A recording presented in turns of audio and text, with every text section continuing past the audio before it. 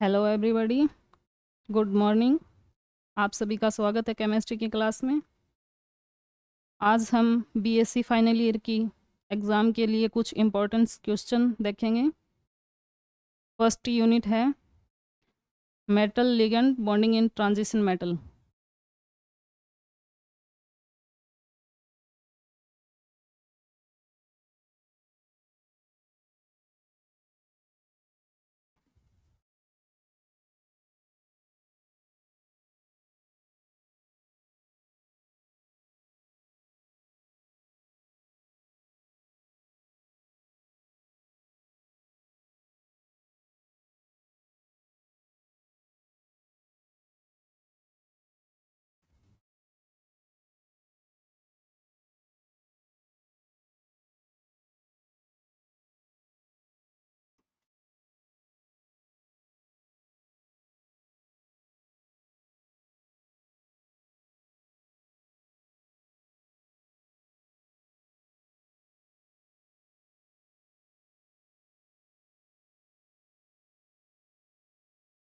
BSc final year की ये first unit है।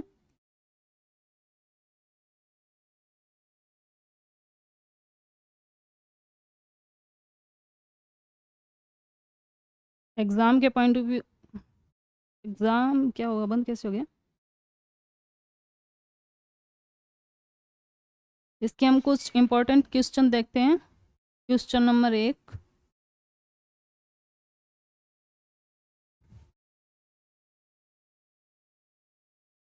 वीबीटी की सीमाएं।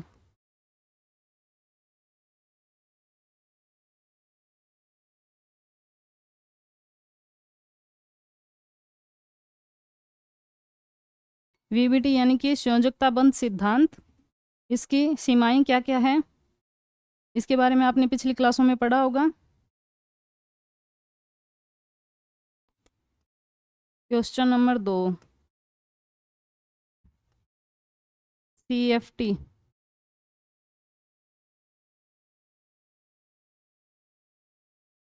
सिद्धांत के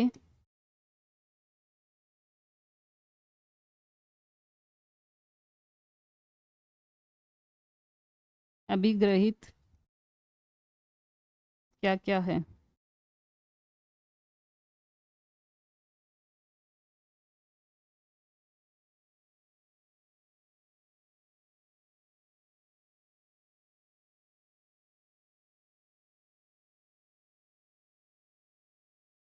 बैक बॉन्डिंग यानी कि पश्च आबंध। बैक बॉन्डिंग को समझाइए। आगे इन क्वेश्चनों को सॉल्व भी करेंगे।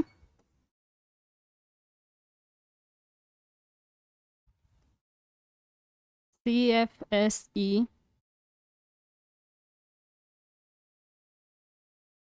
को चतुष्फलकीय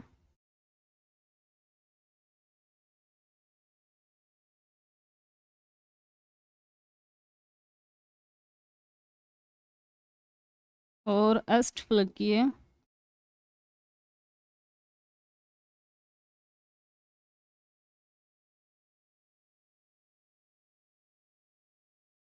संकुलों में कैसे ज्ञात करते हैं।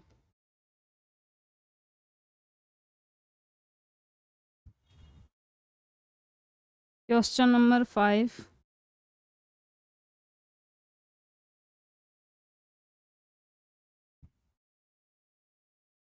VBT और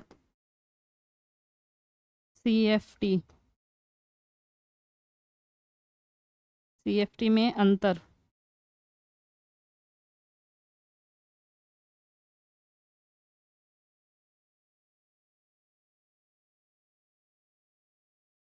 आगे इन क्वेश्चनों को एक एक करके सॉल्व करते हैं।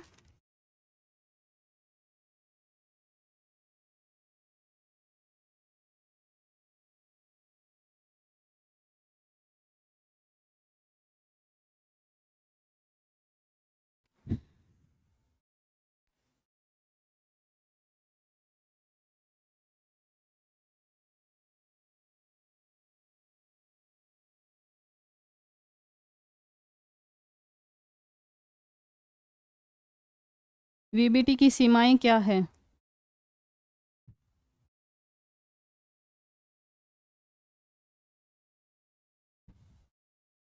वीबीटी है, वैलेंस बॉन्ड थ्योरी है, वो है कोई कॉम्प्लेक्स है, उसके बारे में उसकी शेप यानी आकृति और हाइब्रिडाइजेशन यानी कि उसके संकरण के बारे में हमें बताती है। लेकिन कुछ एक प्रॉपर्टी है जिनकी व्याख्या ये प्रॉपर तरीके से नहीं कर सकती, जिसमें से एक है, एक नंबर पे है रंग के बारे में।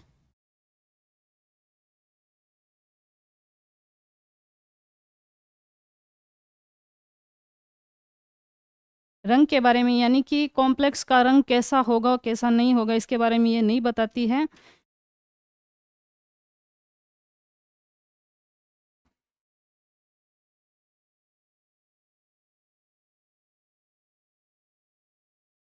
नंबर 2 है चुंबकीय गुणों की मात्रात्मक व्याख्या।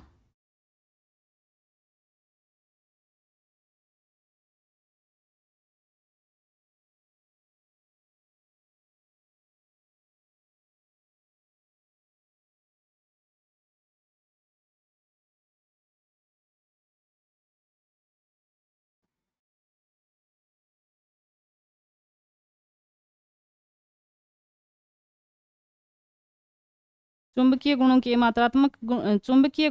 मात्रात्मक व्याख्या नहीं करती है। और तीसरा इसका है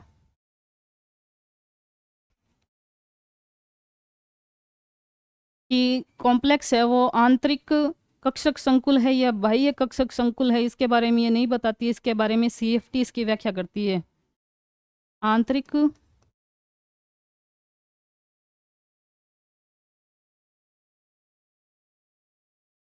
कक्षक संकुल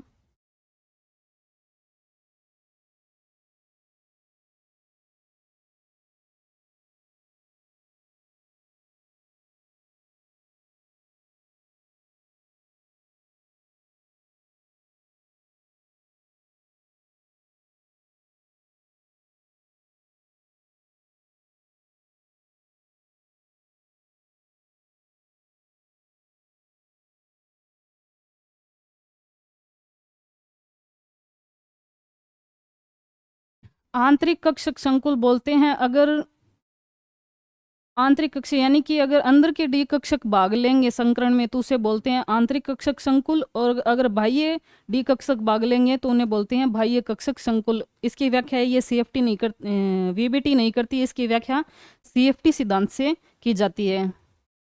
नंबर 4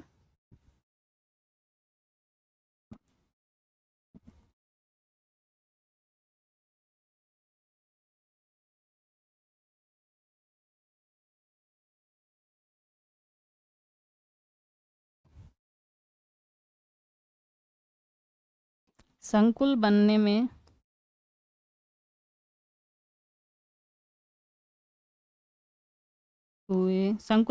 हुए ऊर्जा परिवर्तन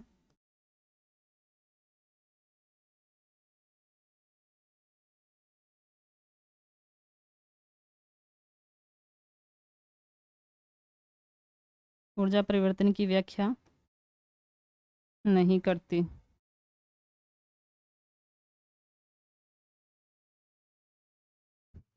यानी कि संकुल बनने के लिए जैसे धातु है उसके जो डी कक्षक है वो संकुल निर्माण के लिए जब धातु के डी कक्षक के पास लिगेंड के डी कक्षक आते हैं तो जो डी कक्षक है वो 5 भागों में डीजनरेट होते हैं, 5 उपकोष होते हैं इसके अंदर।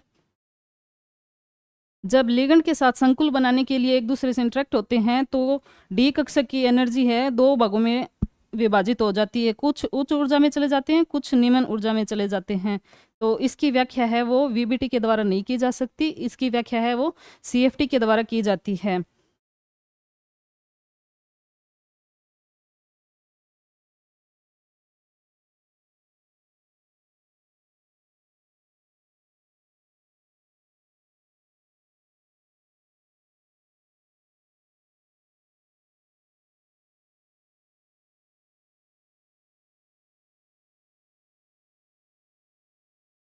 नंबर 5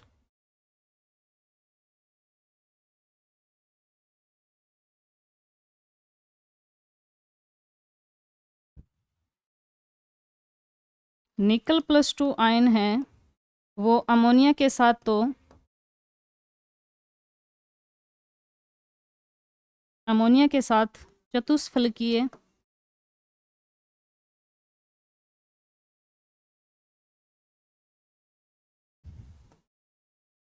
चतुष्फलकीय आकृति शो करता है, आकृति दर्शाता है। और साइनाइड आयन के साथ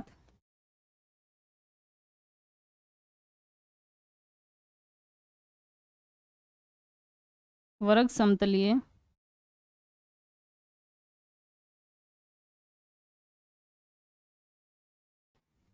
आकृति दर्शाता है।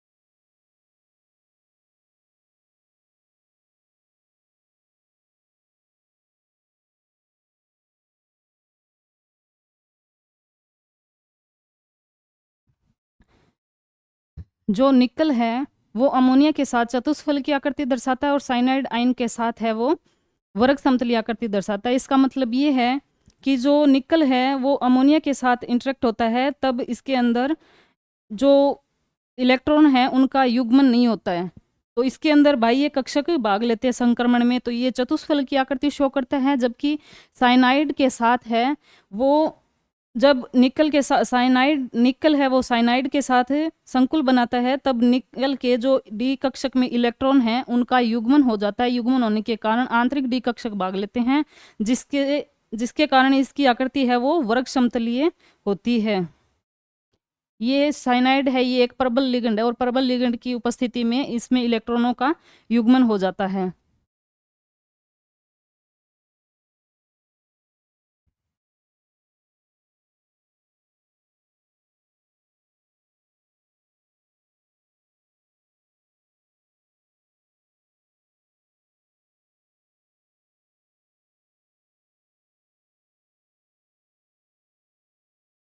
ये एक ऑक्टाहेड्रल कॉम्प्लेक्स है, अष्टफलकीय संकुल।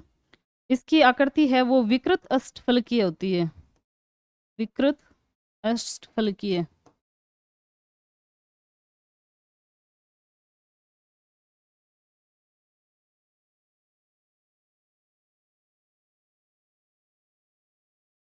इसकी व्याख्या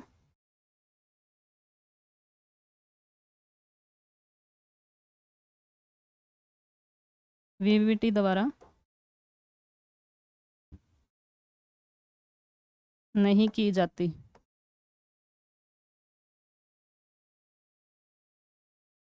विकृत अष्टफलकीय मतलब ये होता है कि इसके अंदर जो 4 OH यानी कि वाटर के मॉलिक्यूल है वो 4 तो सेम प्लेन में रहेंगे, 2 है वो थोड़े बॉन्ड है लंबे हो जाते हैं, जैसे कॉपर है ये है H2O,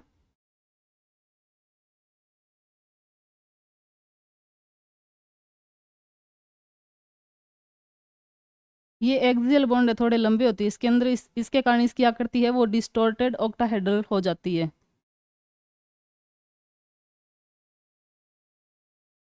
तो इसकी व्याख्या है वो CFT के द्वारा की जाती है, ना कि VBT के द्वारा। ये हमारी VBT की सीमाएं हैं जो कंप्लीट हो गई है। दूसरा क्वेश्चन हम देखते हैं, VBT और CFT में अंतर। VBT और CFT में अंतर या तुलना।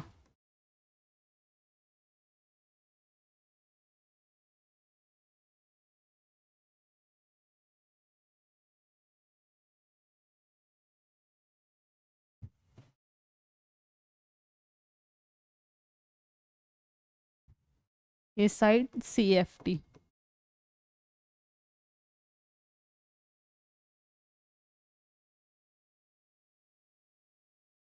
इसमें जो मेटल और लिगेंड है इसके बीच जो बॉन्ड होता है वो होता है उपसहसंयोजक बंध।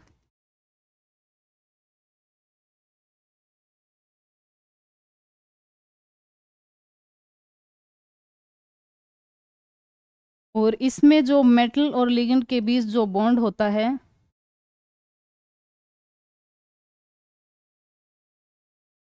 मेटल और लिगेंड के बीच जो बॉन्ड होता है वो होता है आयनिक बॉन्ड।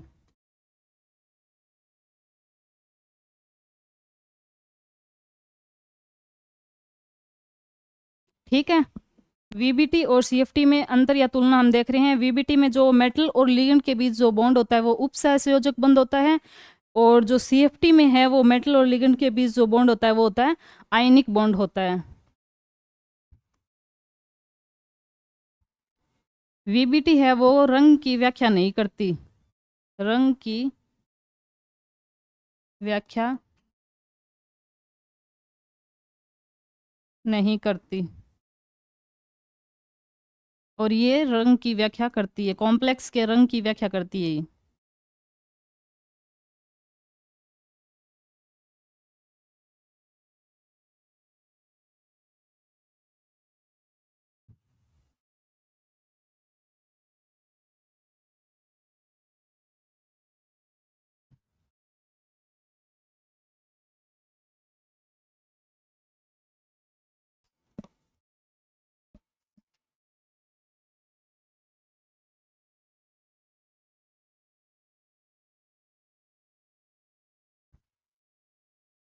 जो वीबीटी है उसमें सभी डी कक्षक है वो समान ऊर्जा के होते हैं। जो डी कक्षक है वो समान ऊर्जा के होते हैं।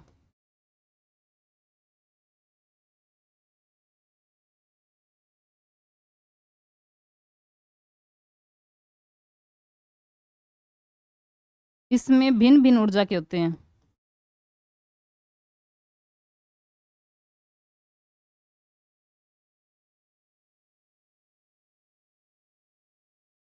यानी कि दो भागों में विभाजित हो जाते हैं, ईजी और T2G। ईजी कक्षक एंड T2G कक्षक।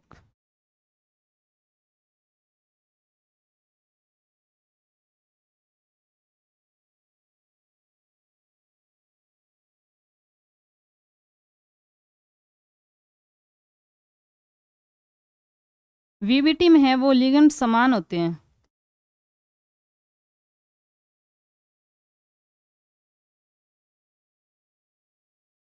सभी लिगेंड होते हैं वो समान होते हैं। इसमें है वो कई दुर्बल लिगेंड होते हैं, कई प्रबल लिगेंड होते हैं, यानी कि दुर्बल व प्रबल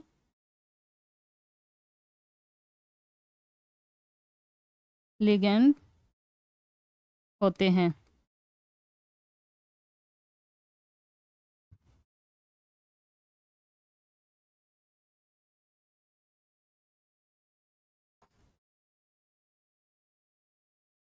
नंबर 5 है,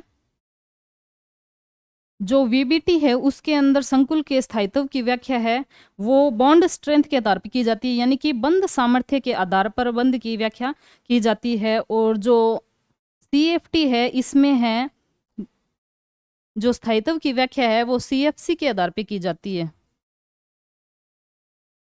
वीबीटी के अंदर, वीबीटी में संकुल के जो स्थायित्व की व्याख्या है वो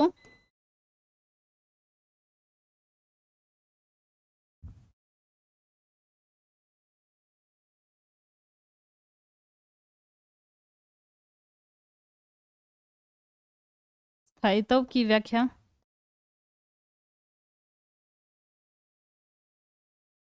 बंध सामर्थ्य के आधार पर की जाती है, बॉन्ड स्ट्रेंथ।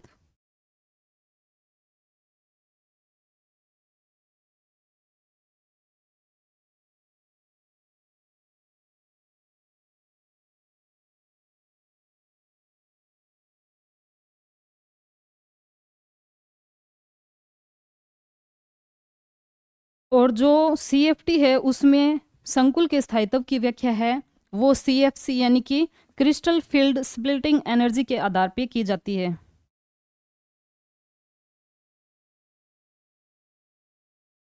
संकुल के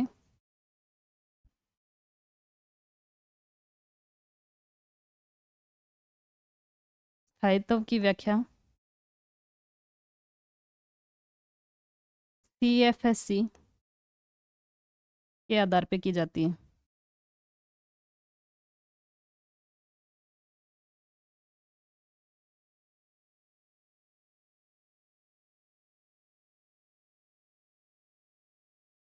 तो ये है VBT और CFT में अंतर, कि जो VBT है उसमें मेटल और लिगेंड के बीच उपसहसंयोजक बंध होता है, और जो CFT है उसके अंदर आयनिक बॉन्ड होता है। ये रंग की व्याख्या नहीं करती, और CFT वो रंग की व्याख्या करती है।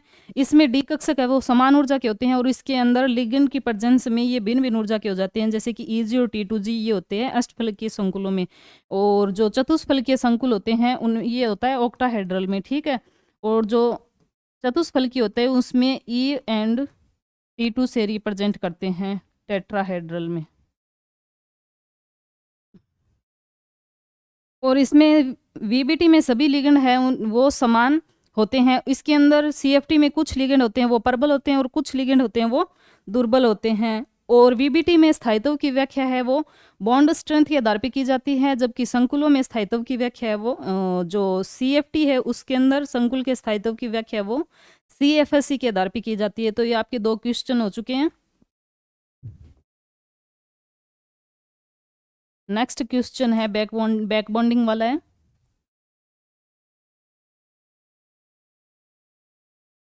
बैक बॉन्डिंग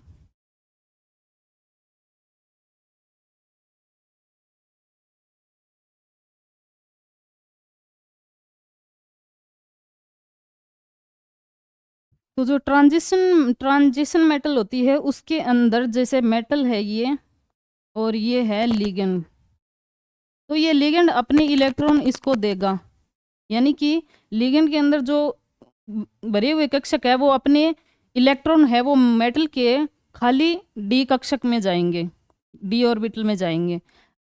तो इसके ऊपर चार्ज है वो ज़्यादा हो जाता है, लिगेंड के इलेक्ट्रॉन देने की वजह से मेटल के ऊपर चार्ज ज़्यादा हो जाता है। ज़्यादा चार्ज होने की वजह से मेटल है वो वापिस है वो लिगेंड के खाली विपरीत बंदी कक्षकों में अपने इलेक्ट्रॉन देता है, जिससे पाई बॉन्ड का निर्माण होता है। इसे बोलते हैं बैक बॉन्डिंग, ठीक है।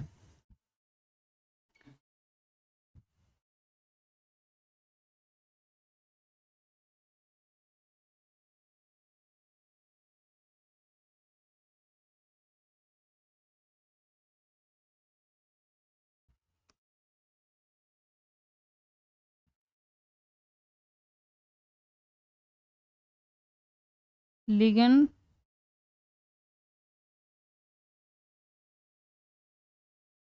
अपने इलेक्ट्रॉन धातु के रिक्त कक्षकों को डोनेट करता है, जिससे मेटल पर इलेक्ट्रॉन डेंसिटी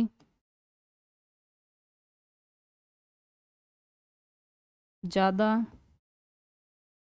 होने पर मेटल अपने भरे हुए कक्षकों से इलेक्ट्रॉन लिगेंड के खाली विपरीत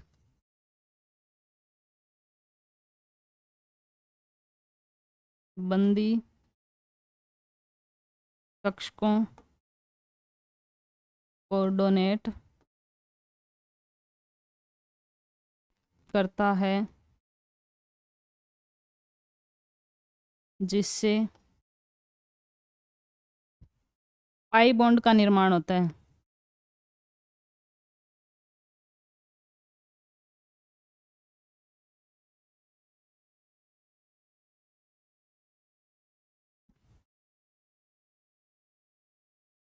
इसे बैक बॉन्डिंग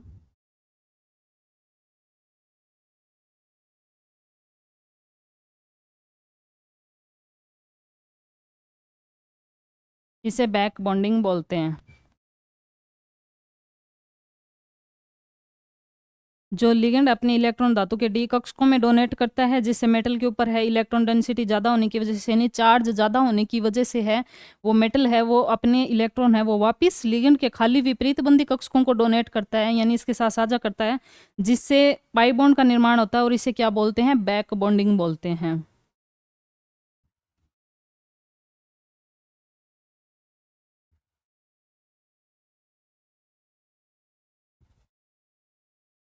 CFT के अभिग्रहित।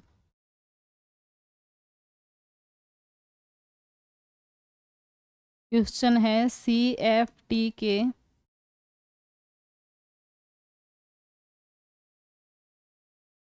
अभिग्रहित क्या है? इसके 4 अभिग्रहित है। नंबर 1,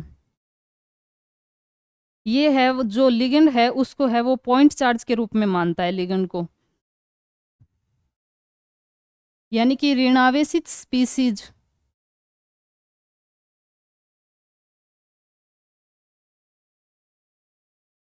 ऋणावेशित आयन या लोन पेयर युक्त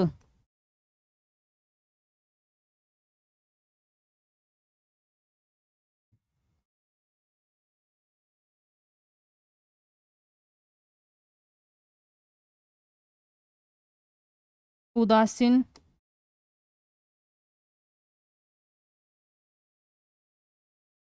ऋणावेशित आयन या लोन पेयर युक्त उदासीन अणु को लिगेंड कहते हैं।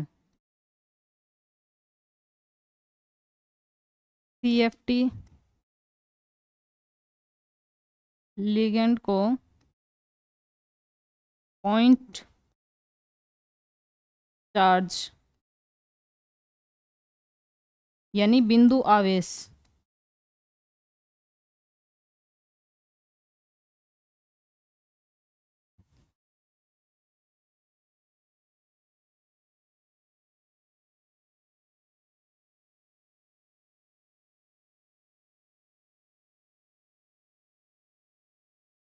बिंदु आवेश मानता है, यानी जो CFT है उसका पहला अभिग्रहित ये है कि जो लिगेंड है वो या तो ऋणावेशित आयन होगा या फिर लोन पेयर युक्त कोई उदासीन अणु होगा, और CFT वो लिगेंड को पॉइंट चार्ज के रूप में मानता है, यानी कि बिंदु आवेश के रूप में मानता है। दूसरा अभिग्रहित ये है कि जो मेटल और लिगेंड है उसमें उनके भी मेटल और लिगेंड के बीच स्थिर वैद्युत आकर्षण बल होता है। स्थिर वैद्युत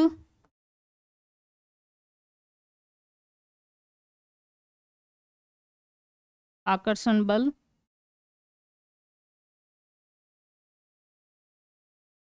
स्थिर वैद्युत आकर्षण बल बल तो होता है, वो तो होता है स्थिर वैद्युत आकर्षण बल, और जो बॉन्ड होता है वो होता है मेटल और लिगेंड के बीच बंध है वो कौन सा होता है?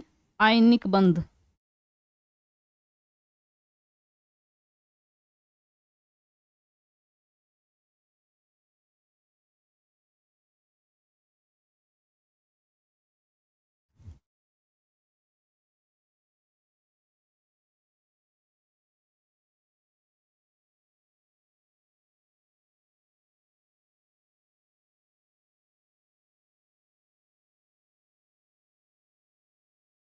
तीसरा अभिग्रहित है कि धातु परमाणु के जो डी कक्षक होते हैं वो समान ऊर्जा के होते हैं। धातु परमाणु के जो डी कक्षक होते हैं वो समान ऊर्जा के होते हैं। जैसे ही संकुल निर्माण के लिए वो लिगेंड के संपर्क में आते हैं तो जो धातु के जो पांचों डी कक्षक है वो भिन्न भिन्न ऊर्जा में विभाजित हो जाते हैं, भिन्न भिन्न ऊर्जा के कक्षकों में विभाजित हो जाते हैं, यानी कि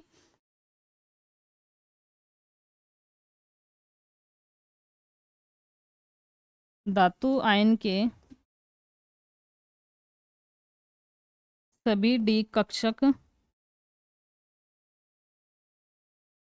समान ऊर्जा के होते हैं।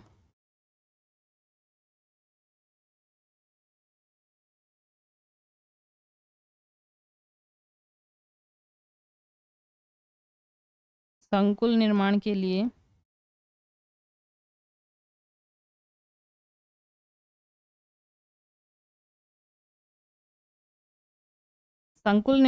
लिए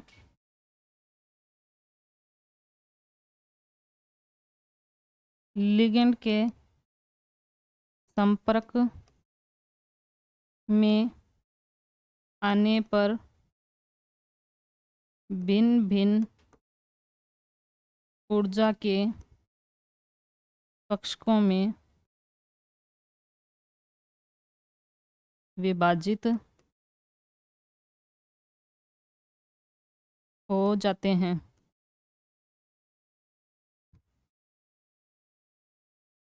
भिन्न भिन्न ऊर्जा के कक्षकों में विभाजित हो जाते हैं, यानी कि जो टेट्राहेड्रल कॉम्प्लेक्स है, जैसे ये है डी कक्षक, 5 उपकोष होते हैं इसके अंदर। ये है जो औसत ऊर्जा से कुछ तो ऊपर चले जाते हैं और कुछ नीचे आ जाते हैं, यानी कि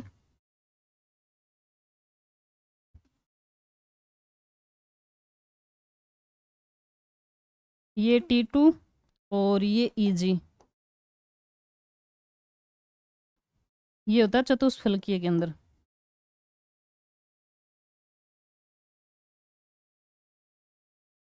टेट्राहेड्रल के अंदर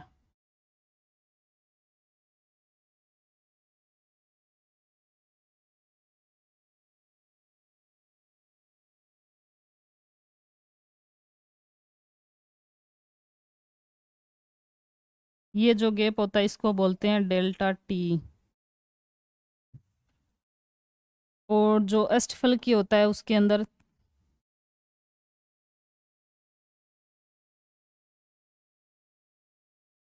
ऊपर तो Eg होता है जो उच्च ऊर्जा के होते हैं, और जो निम्न ऊर्जा के होते हैं वो T2G होते हैं, और ये Eg कक्षक,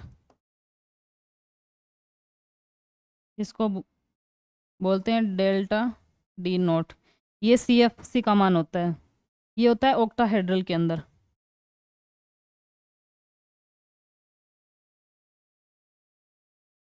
ये होता है ऑक्टाहेड्रल के अंदर। टेट्राहेड्रल के अंदर T2 और Eg ये होता है 2 भागों में विभाजित होता है, और ये 3 भागों में, ये ट्रिपली डी जनरेट होता है, ये डबली डी जनरेट होता है।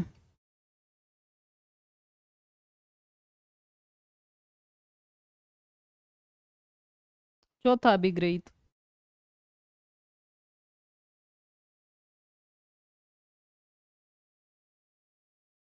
चौथा अभिग्रहित ये है कि जो धातु के डी कक्षक है, धातु के डी कक्षक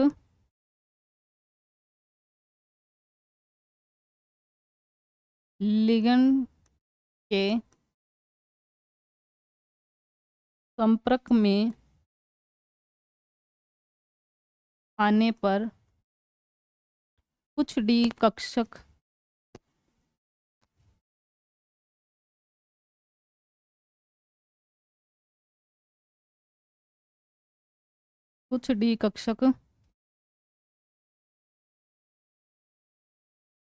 उच्च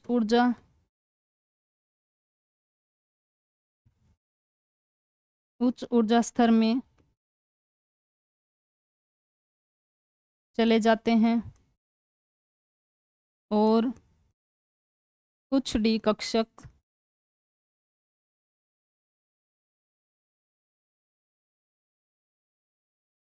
निम्न ऊर्जा स्तर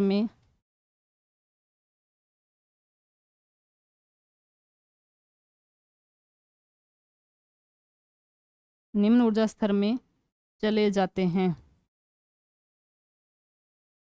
जिससे कुछ मात्रा में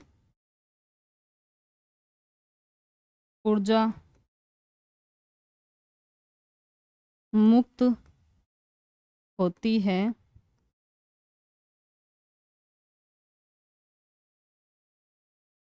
जिसे CFSE यानी कि क्रिस्टल क्षेत्र विपाटन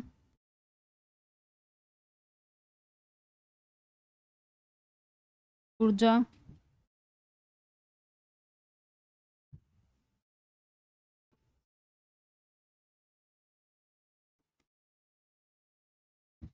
यानी कि जो धातु के डी कक्षक है वो लिगेंड के संपर्क में आने पर कुछ जो डी कक्षक है वो उच्च ऊर्जा स्तर में चले जाते हैं और जो कुछ डी कक्षक है वो निम्न ऊर्जा स्तर में चले जाते हैं, जिससे कुछ मात्रा में ऊर्जा मुक्त होती है, उसे बोलते हैं CFSE। ये CFT के 4 अभिगृहित है वो हो गए कंप्लीट। इसके बाद हम करेंगे CFSE।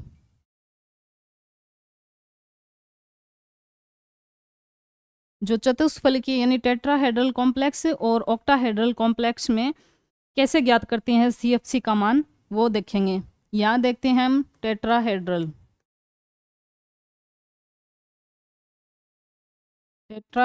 कॉम्प्लेक्स और यहाँ ऑक्टाहेड्रल।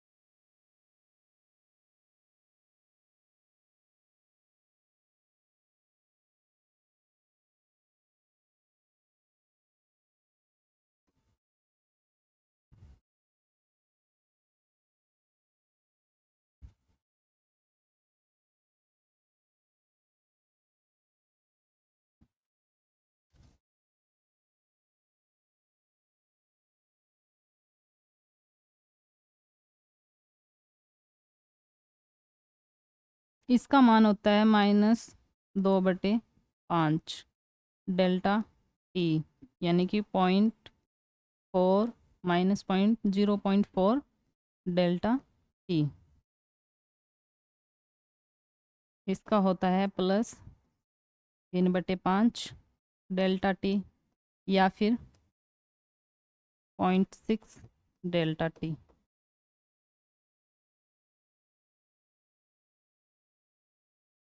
सॉरी ये थोड़ा गलत हो गया, ऊपर आएगा ये मान।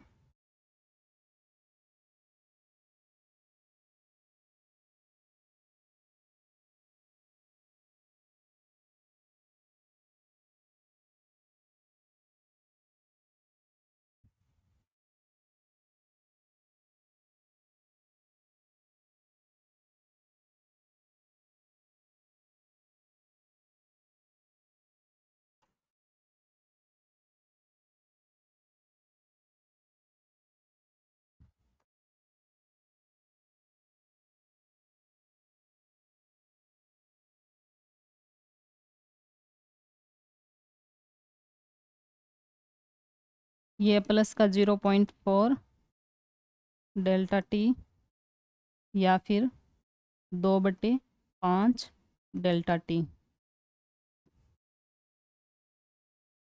और ये -0.6 डेल्टा टी या फिर 2/5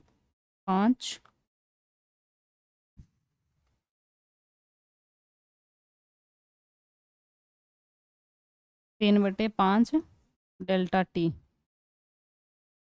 तो इसमें CFC का मान ज्ञात करने का फॉर्मूला ये होता है बराबर -0.6 delta T into NE plus 0.4 delta T into NT2। एक तो ये है,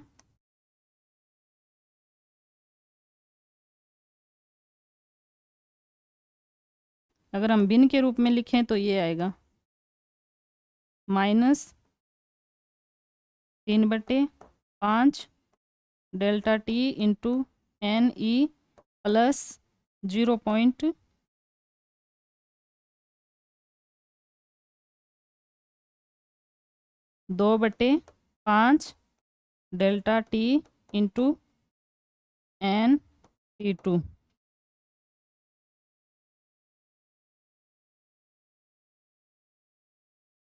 अब आपको कोई भी कॉम्प्लेक्स के बारे में CFC का मान पूछे तो आपको पहले इलेक्ट्रॉन भरने आने चाहिए। इसके अंदर ईजी कक्षक है, ये T2G कक्षक है, तो NE है वो ईजी कक्षक में इलेक्ट्रॉनों की संख्या है, और जो NT2 है वो T2 कक्षक में इलेक्ट्रॉनों की संख्या है। ये आ गई चतुष्फलकी के लिए। अब देखेंगे अष्टफलकी यानी ऑक्टाहेड्रल के लिए।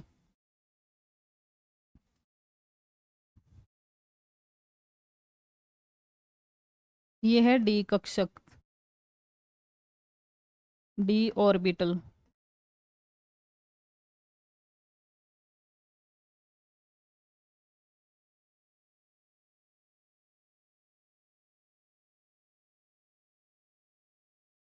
इसको बोलते हैं ईजी कक्षक, और ये होता है T2G कक्षक, जो 3 ऑर्बिटल में डिवाइड होता है और ये 2 में।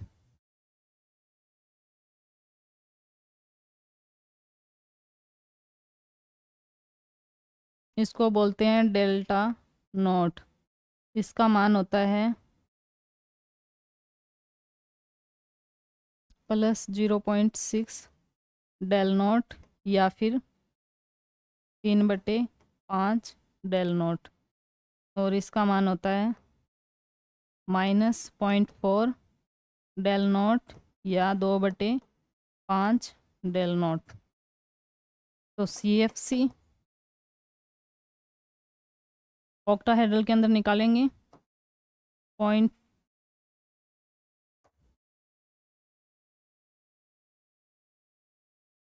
-0.4 del naught into NT2G plus 0.6 del naught into NEG।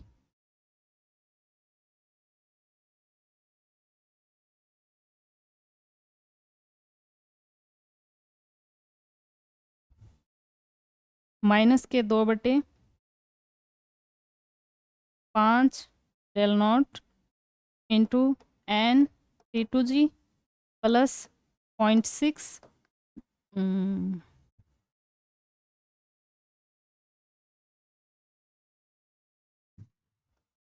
3/5 del naught into NEG। ये तो है टेट्राहेड्रल कॉम्प्लेक्स के लिए, ये है ऑक्टाहेड्रल कॉम्प्लेक्स के लिए।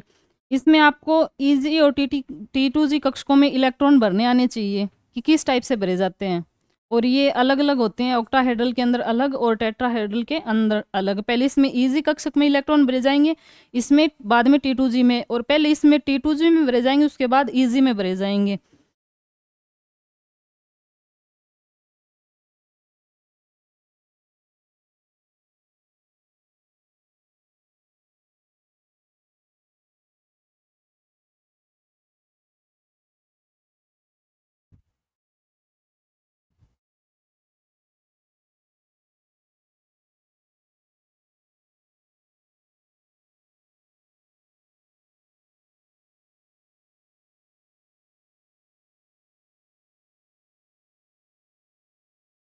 अब कुछ टर्म्स है वो बता देते हैं आपको। 1 नंबर उच्च चक्रण संकुल।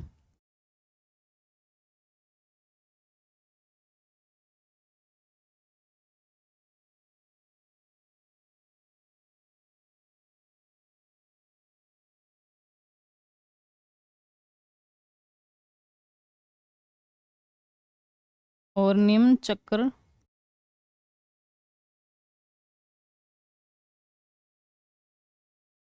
चक्रण संकुल।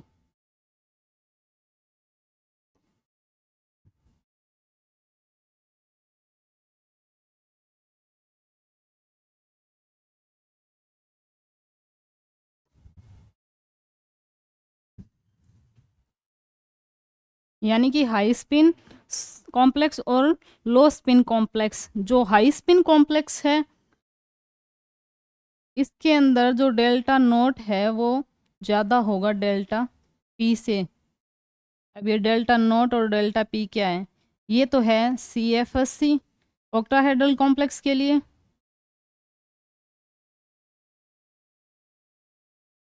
हेड्रल कॉम्प्लेक्स। और ये है पेयरिंग एनर्जी।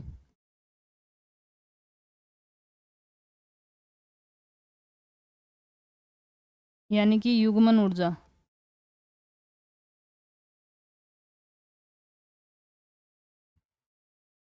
तो जो निम्न चक्रण संकुलन यानी लो स्पिन कॉम्प्लेक्स होगा तो उसमें डेल्टा पी का मान है वो कम होगा और डेल्टा नोट का मान है वो ज़्यादा होगा। और इसमें इसके जस्ट अपोजिट होगा।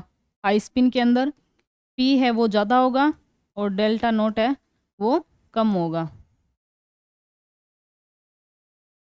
तो आप डेफिनेशन लिख सकते हैं हाई स्पिन कॉम्प्लेक्स के लिए। हाई स्पिन कॉम्प्लेक्स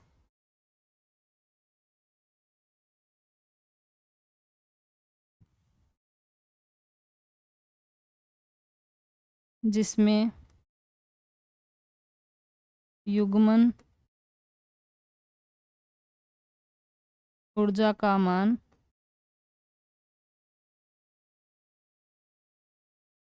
CFSC से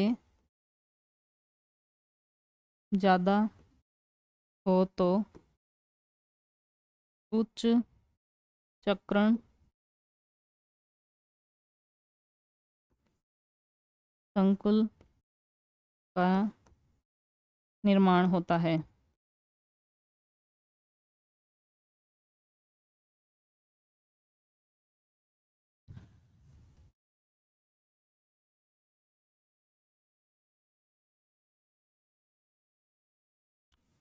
इसके जस्ट ऑपोजिट लो स्पिन संकुल के लिए होगा।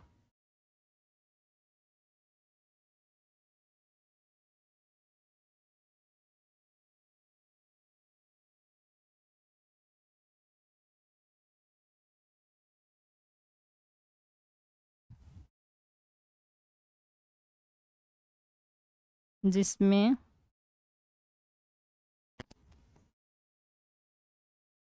युग्मन ऊर्जा का मान कम व CFSC का मान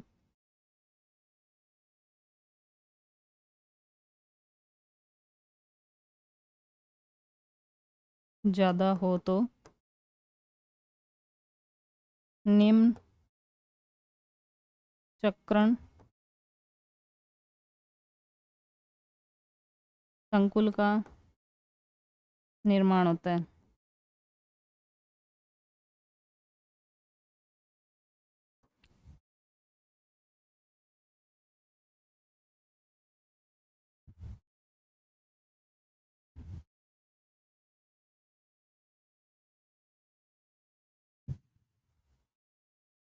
तो हाई स्पिन कॉम्प्लेक्स और लो स्पिन कॉम्प्लेक्स जो टेट्राहेड्रल संकुल होते हैं उनके अंदर चतुष्फलकीय यौगिक हमेशा है वो हाई स्पिन कॉम्प्लेक्स के होते हैं। ठीक है। और जो अष्टफलकीय अष्टफलकीय संकुल होते हैं वो लो स्पिन और हाई स्पिन दोनों टाइप के होते हैं। लो स्पिन हाई स्पिन कब होते हैं वो डिपेंड करता है लिगेंड की स्ट्रेंथ के ऊपर। नेक्स्ट टर्म है आंतरिक कक्षक संकुल और बाह्य कक्षक संकुल।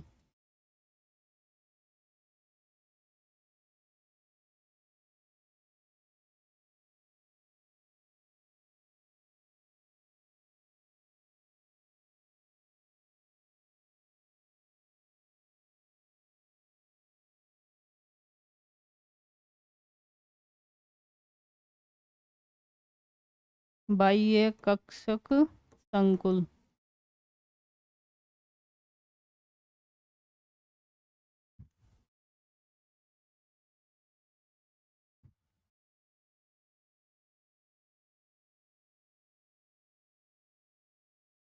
जो आंतरिक कक्षक संकुल है इसका मतलब ये होता है कि कॉम्प्लेक्स निर्माण के दौरान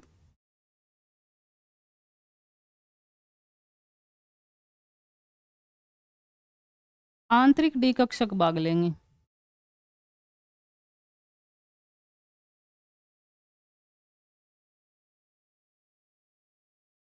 कॉम्प्लेक्स के निर्माण के दौरान आंतरिक डी कक्षक है वो संकरण में भाग लेते हैं।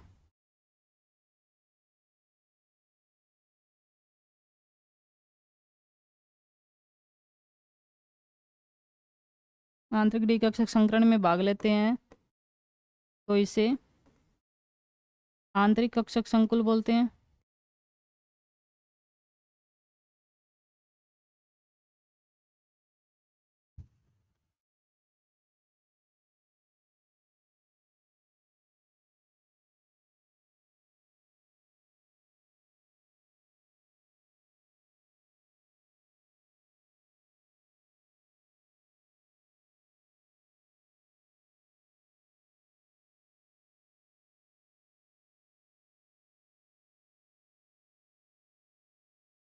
यानी संकुल निर्माण के दौरान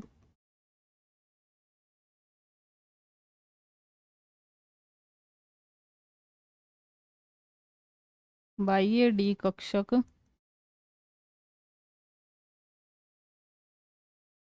संकरण में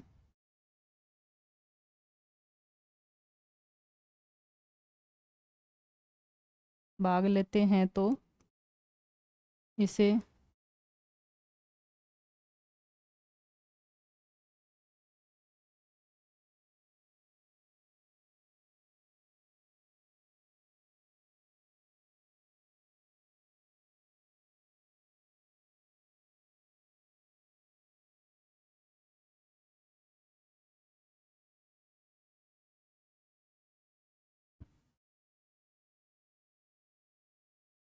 जैसे एग्जाम्पल से देखते हैं इन दोनों को।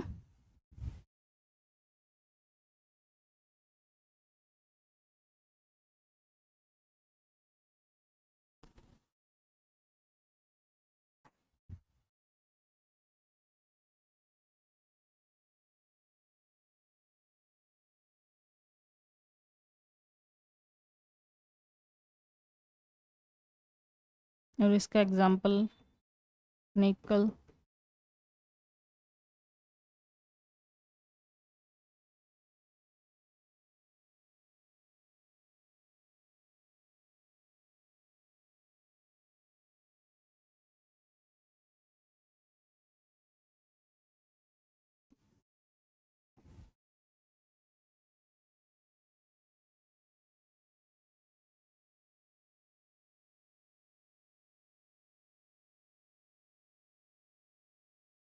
इसमें है जो निकल है वो निकल +2 ऑक्सीडेशन स्टेट में है और इसमें भी निकल है वो +2 ऑक्सीडेशन स्टेट में है। ये है उदासीन लिगेंड तो इसके ऊपर +2 चार्ज आएगा। इसके ऊपर -1 चार्ज होता है, साइनाइड के ऊपर -1 चार्ज होता है तो -4 और -2 है तो इसके ऊपर आ जाएगा +2।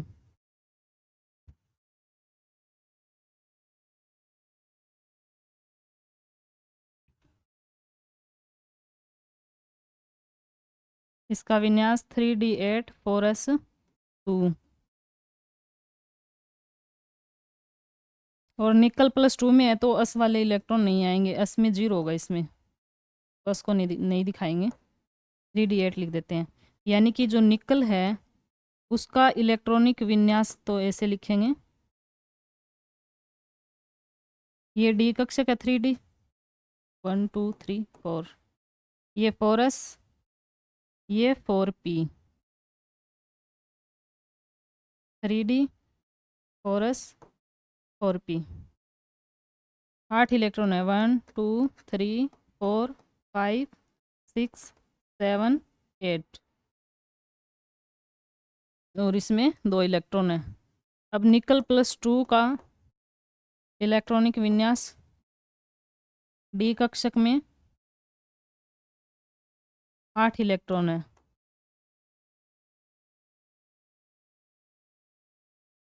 एस खाली है +2 ऑक्सीडेशन स्टेट में, ये है 4p। तो इसमें जब साइनाइड है वो एक पर्पल लिगेंड है, तो इनका युग्मन हो जाएगा। युग्मन होने से 1 2 3,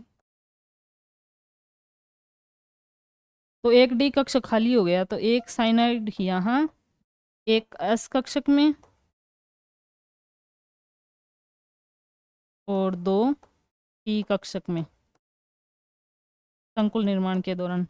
तो इसमें एक डी कक्षक काम में ले रहा है, एक एस और ए 2 पी। तो इसके अंदर जो हाइब्रिडाइजेशन है वो क्या होगा, संकरण क्या होगा,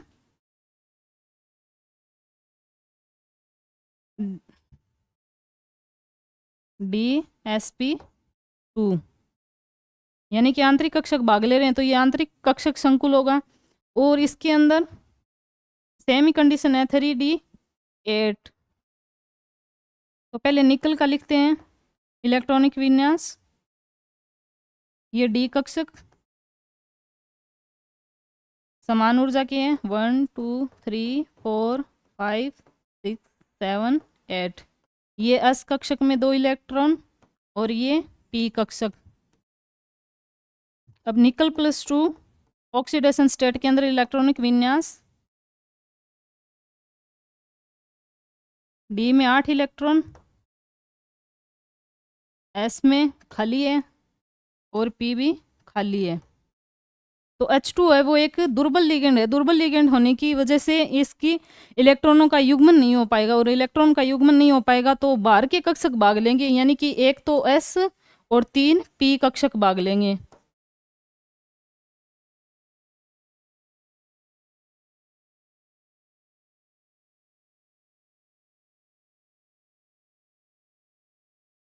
तो इसके अंदर हाइब्रिडाइजेशन होगा sp3, या तो इसको बोलेंगे बाह्य कक्षक संकुल। तो ये हो गया आंतरिक कक्षक संकुल और बाह्य कक्षक संकुल की व्याख्या, यानी कि इसमें आंतरिक डी कक्षक भाग ले रहे हैं।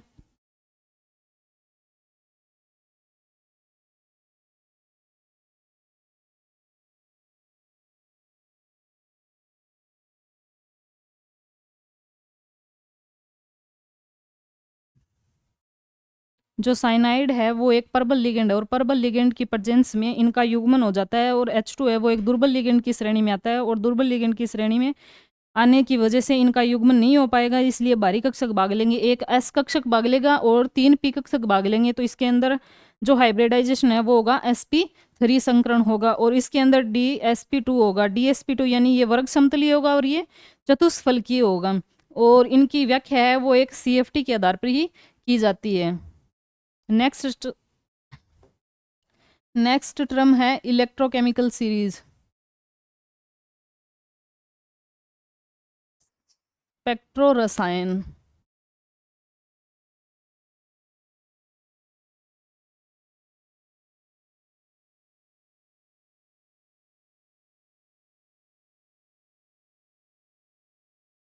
स्पेक्ट्रो रसायन श्रृंखला।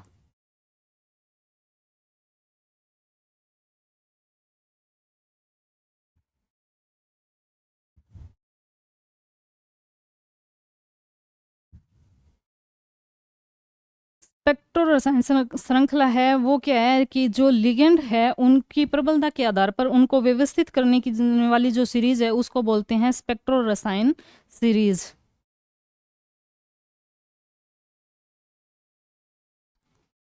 लिगेंड्स को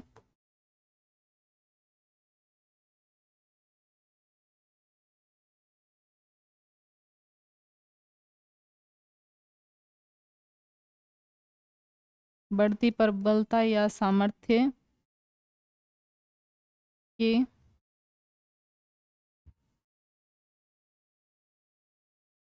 आधार पर व्यवस्थित करने वाली सीरीज को स्पेक्ट्रो रसायन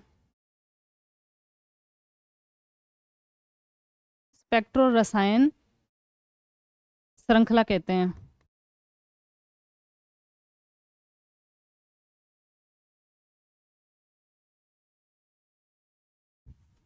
इसमें सबसे पहले आयोडीन आता है, उसके बाद ब्रोमीन, ब्रोमीन के बाद आता है क्लोरीन,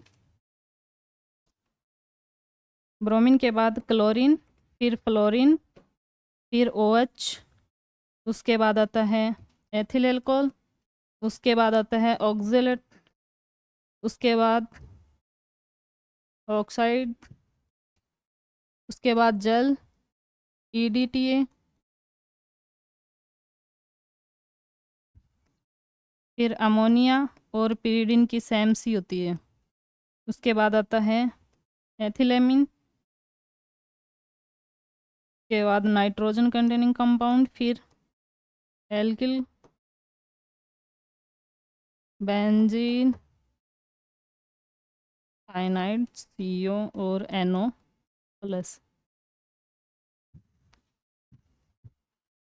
ये है इलेक्ट्रोकेमिकल सीरीज। 2-3 बार पढ़ोगे तो अपने आप याद हो जाएगी ये। इसमें स्ट्रेंथ के हिसाब से पहले आते हैं हेलाइड,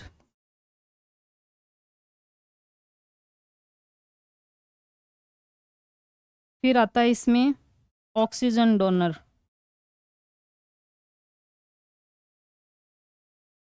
उसके बाद आता है नाइट्रोजन डोनर, उसके बाद आता है कार्बन डोनर।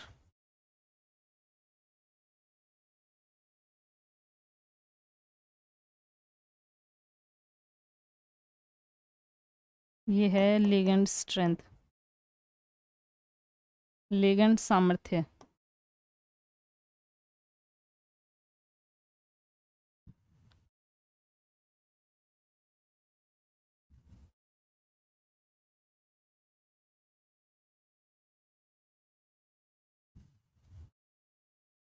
ये है लिगेंड है, उनको उनकी प्रबलता के आधार पर अरेंज किया गया है। सबसे पहले हेलोजन, उसके बाद आएंगे ऑक्सीजन डोनर, फिर नाइट्रोजन डोनर, फिर उसके बाद कार्बन डोनर आएंगे सारे लिगेंड।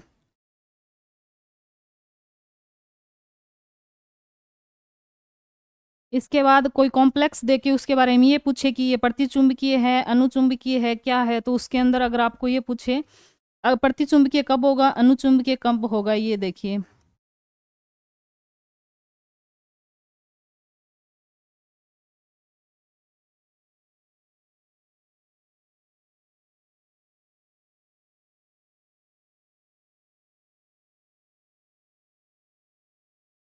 प्रतिचुंबकीय और अनुचुंबकीय संकुल।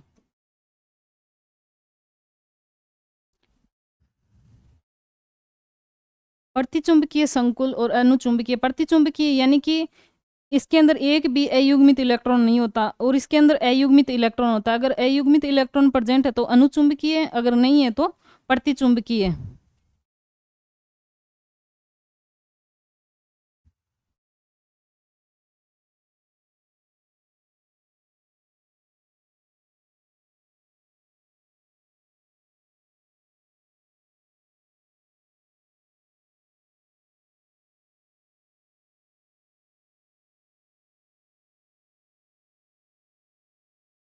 अयुग्मित electron not present.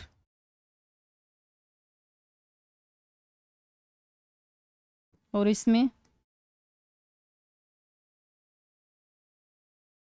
अयुग्मित electron present होता है।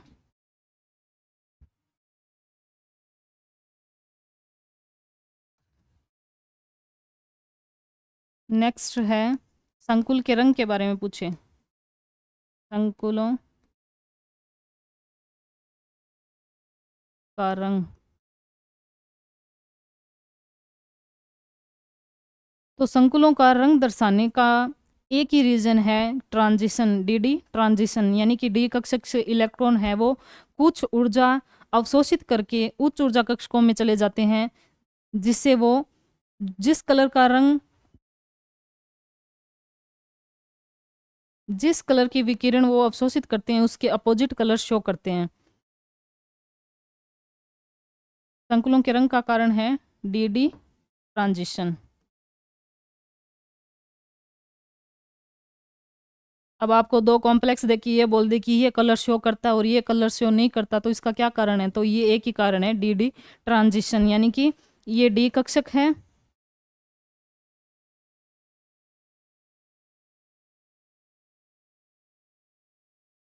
दो भागों में डिवाइड हो जाते हैं। ये है उच्च ऊर्जा के और ये है निम्न ऊर्जा के। तो यहाँ से इलेक्ट्रॉन यहाँ जाएगा तो विकिरण दृश्य प्रकाश की विकिरण को अवशोषित करेगा और विकिरण अवशोषित करने के बाद वो कलर शो करेगा, और कलर शो करने का कारण क्या है? D transition. डी ट्रांजिशन के कारण ये कलर शो करते हैं। अगर ये सारी विकिरणों को अवशोषित कर लेता है तो ब्लैक कलर शो करेगा, अगर सभी किरणों को रिफ्लेक्ट कर देता है तो व्हाइट कलर शो करेगा, अगर कुछ किरणों को कुछ किरणों को अवशोषित करता हो और कुछ को रिफ्लेक्ट करता है तो अलग अलग कलर शो करेगा।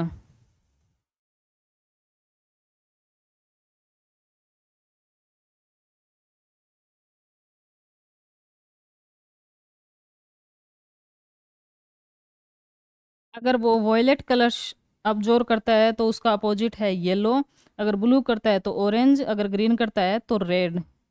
ये इनका कलर शो करने का तरीका।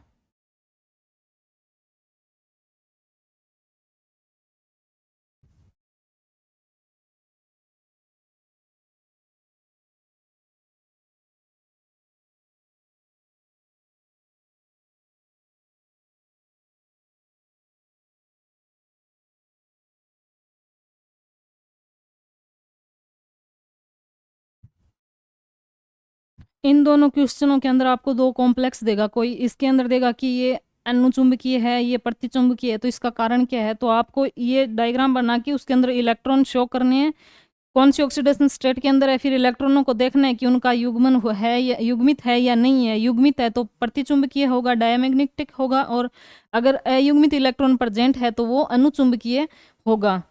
और कलर शो करने के लिए भी आपको कोई कॉम्प्लेक्स देगा, बोलेगा कि ये कलर शो करता है, तो उसका रीजन क्या है? रीजन इसका ये है कि डी ट्रांजिशन, यानी कि निम्न ऊर्जा के इलेक्ट्रॉन है वो कुछ ऊर्जा को ऑब्जॉर्व करके उच्च ऊर्जा कक्ष में चले जाते हैं, जहां पर वो दृश्य प्रकाश की विकिरण को अवशोषित करते हैं, और अवशोषित करने से उसके पूरक रंग को दर्शाता है। जैसे वॉयलेट कलर को अवशोषित करेगा तो येलो कलर दिखाई देगा, ब्लू करेगा तो ऑरेंज, और ग्रीन करेगा तो रेड। या इसका अपोजिट भी हो सकता है, रेड है तो ग्रीन, ऑरेंज है तो ब्लू, येलो है तो वॉयलेट कलर।